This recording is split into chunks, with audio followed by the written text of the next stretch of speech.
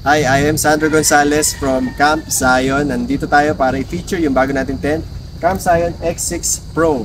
Bakit X6? Kasi up to 6 persons capacity, kaya po ng tent natin depende sa sleeping arrangement. Ang special dito, halos same size siya ng Village 13, 395 by 270.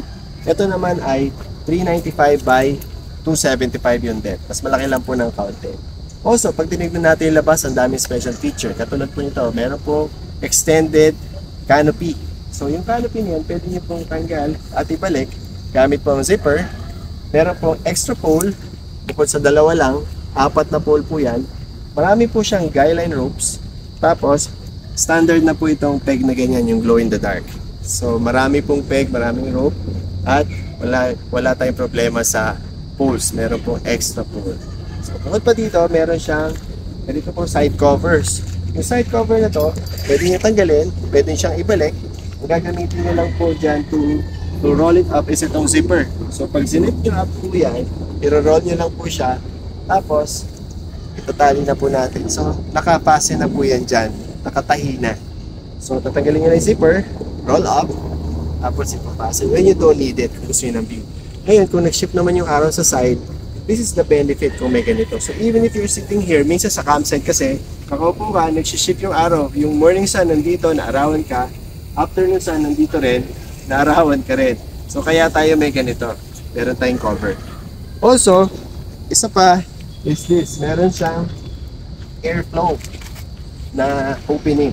Sorry. Ayan, so may airflow opening para yun, maganda yung ventilation sa loob. Also yung canopy, extended para hindi po mag-pull yung rain. So maganda po dyan yung water dito lang po sa gilid. Hindi po papasok sa tent. Ang fabric po pala nito is 200D. Thicker than the Dalito series tents. So, pwede ka pong magkaroon doon ng opening sa likod. Pwede rin dito actually sa labas. Actually, nabubuksan po ito Ito.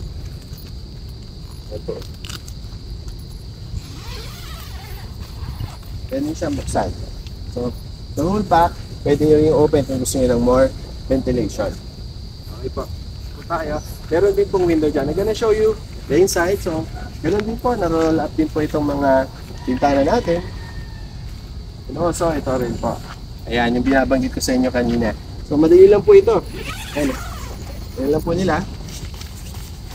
I-roll up po nila yung ganyan. Bibisa ko na lang po. And then, you can lock it in place. Gamit po ito. Ayan. So, madali lang po siya. Kung gusto nyo ng mas mahangin, mas may ventilation, i-roll up nyo lang po ito.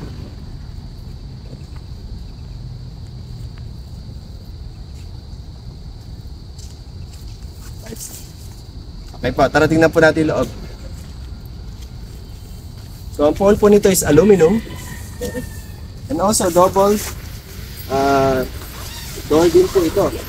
Meron pong privacy door, wala kang makikita, and meron din siyang mesh na natatanggal na unzip po yung ito para po yung mesh lang yung nakalagay dyan.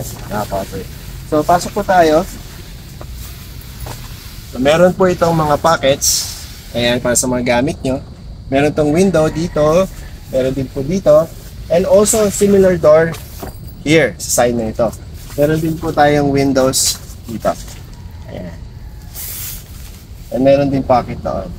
So meron din pong utility hook kung kailangan po nila magsabit ng electric fan or ilaw, and also dito sa side na ito. And also, meron siyang privacy curtain. 2 beds po yung kasya. Ginamit po namin yung napakalaking nature hike bed na malapad, mas malapad po ito. And also, another double bed. So, dalawang double bed kasya. You can even put a table dito po and also put your bags there. So, ito po yung X6 Pro. If you're interested, please contact us on our details. Salamat po.